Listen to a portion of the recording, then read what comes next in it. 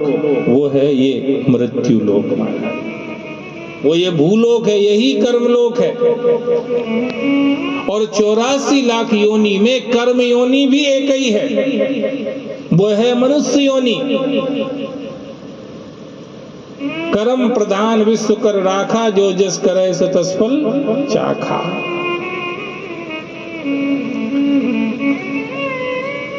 भूलोक कर्मलोक very important, very important. बाकी सब भोग लोक है। मनुष्य योनि मात्र कर्म योनि है, बाकी सब भोग योनियां हैं। और हमें ये कर्म लोक और कर्म योनि मिली हुई है महाराज। ये सब कुछ हमारे हाथ में है अभी तो। कर्म लोक और कर्म योनि दोनों हमारे हाथ में है, जब तक अंतिम श्वास नहीं निकल जाती तब तक।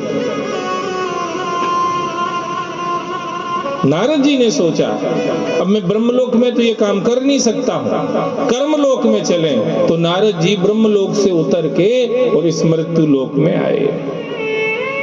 नारद जी ने सोचा कि देखें तो सही पहले लोगों के घर का एटमॉस्फेयर कैसा है। नारद जी हर घर में गए, मन की गति से नारद जी चलते हैं, क्योंकि भगवान का मन ही है नारद जी के रूप में। हर घर में गए, जरा सी देर में पूरा आइडिया सामने आ गया। सोचने लगे यहाँ तो सभी परेशान है, कोई तन दुखी, कोई मन दुखी, कोई धन बिन रहत उदास, थोड़े थोड़े सब दुखी, सुखी राम को दास। नारद जी ने सोचा यहाँ तो सभी परेशान है, भैया क्या करें। नारद जी ने सोचा यार अपने से तो ये सब दृश्य देखे नहीं जाते हैं। जिस घर में जाओ उसी में रो रहे हैं लोग, जहाँ चबूतरे पे जाओ वही माथा पकड़ के बैठे हैं, सब परेशान है, क्या करें। स्कूल में जाओ तो बच्चे टेंशन में, खेत पे जाओ तो किसान टेंशन में, दुकान पे जाओ तो व्यापारी टेंशन में, ऑफिस में जाओ तो कर्मचारी टेंशन में, सब टेंशन में है। नारद जी ने सोचा यार ये हमसे तो नहीं देखा जाता, लौट के ब्रह्मलोक में चले जाएं, उधर ही टाइम पास कर लेंगे, ये तो नहीं देखा जा रहा है। सो नारद जी बेचारे बसते बसते निकल रहे थे वृंदावन में से। कोई दिल्ली में से नहीं निकल रहे थे, कोई चेन्नई कलकत्ता मुंबई में से नहीं निकल रहे थे, वृंदावन में से निकल रहे थे बसते बसते कि भैया तीर्थ में से निकल जाएंगे तो कम नाटक नौटंकी दिखाई देंगे। पर वृंदावन में जैसे ही नारद जी गए सो देखा, आश्चर्य में डूब गए। एक स्त्री दाढ़ मार के रो रही है बैठी बैठी।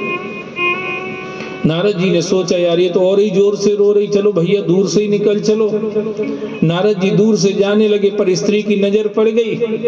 नजर के कैमरे में नारद जी को देखा तो स्त्री सोचने लगी, यूं तो गुटखा तंबाकू बीड़ी सिगरेट शराब मांस मदिरा अंडा मछली वाले कितने निकल जाएंगे, उनसे अपना कुछ भला होने वाला नहीं है। वे तो वे हैं, हम भी डूबेंगे सनम, तुमको भी ले डूबेंगे। ये तो वे लोग हैं, इनसे अपना भला नहीं होगा। ये साधु जा रहा है, यही भला कर सकता है। इसलिए उस स्त्री ने आवाज दे के नारद जी को रोका, भो भो साधो क्षणम तिष्ठ मम चिंतामपि नाशय।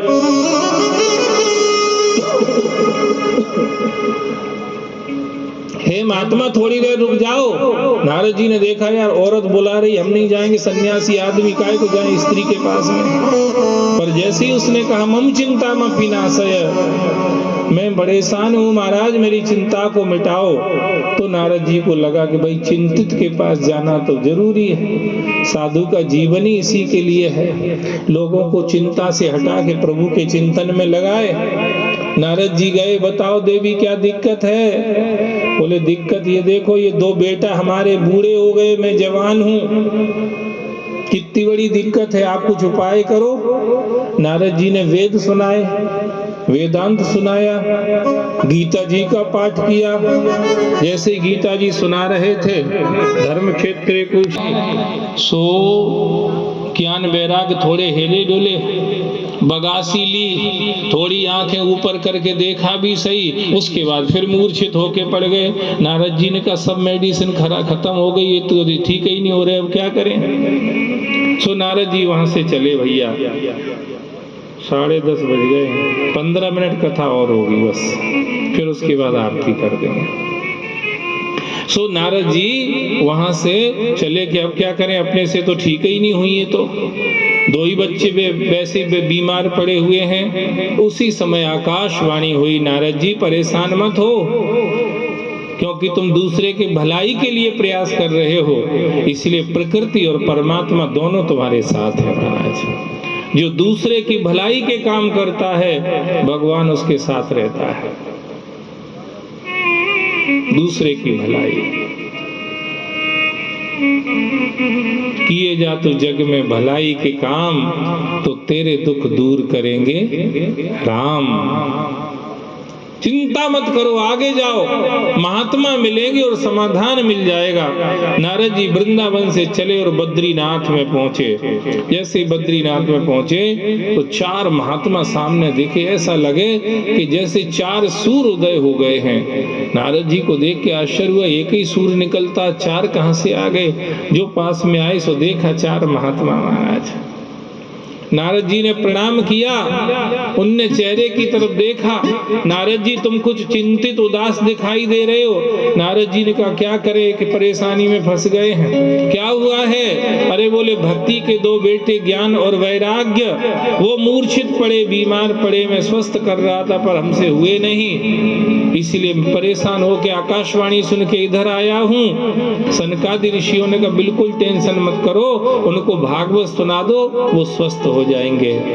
नारद जी ने कहा वेद वेदांत गीता सब सुना दिए, अब भागवत सुनाने से क्या होगा, क्योंकि वेद से बाहर तो कोई ज्ञान है नहीं। नाम कोई सा भी रख दो पर ज्ञान तो वेद का ही है। नाम चाहे कुरान रख दो, नाम चाहे बाइबल रख दो, नाम चाहे गुरु ग्रंथ साहिब रख दो, नाम चाहे और जितने भी हैं दुनिया भर के ग्रंथ, कोई सा भी नाम रख दो, पर ज्ञान तो सब वेदों का ही है। तो हमने वेद सुना दिए, उससे कुछ नहीं हुआ, तो भागवत से कैसे हो जाएगा? तो सनकादि ऋषि मुस्कुरा के कहने लगे कि देखो पेड़ से ही फल निकलता है, और आप कहो कि पेड़ की जड़ खा लो, कि पेड़ की शाखाएं खा लो, कि पेड़ की पत्तियां फूल खा लो तो तुम पेट भर जाएगा, नहीं भरता है। पेड़ का मीठा फल जब कोई खाता है तो पूरा एकादशी का व्रत आराम से कर जाता है।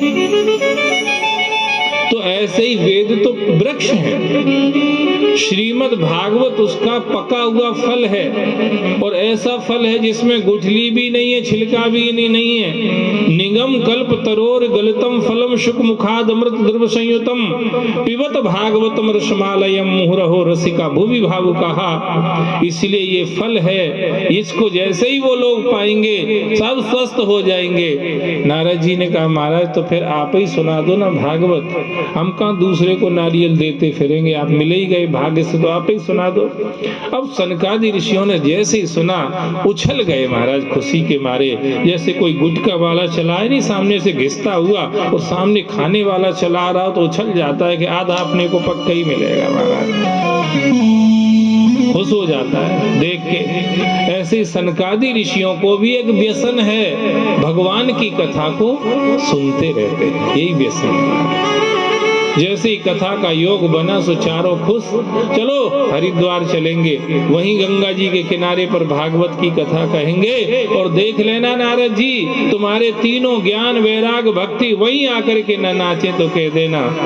गए जो आए हरिद्वार की गंगा जी के आनंद घाट पर, जहाँ सप्त ऋषियों ने तपस्या करी थी, गंगा मैया प्रसन्न हो गई थी और 7 ऋषियों के लिए 7 धाराओं में विभक्त हो गई थी, जिसको सप्त स्रोत सप्त सरोवर कहते हैं। वहीं पर जाकर के बैठ गए, गंगा की बालू रेती में बैठ करके जो कथा कहना शुरू किया।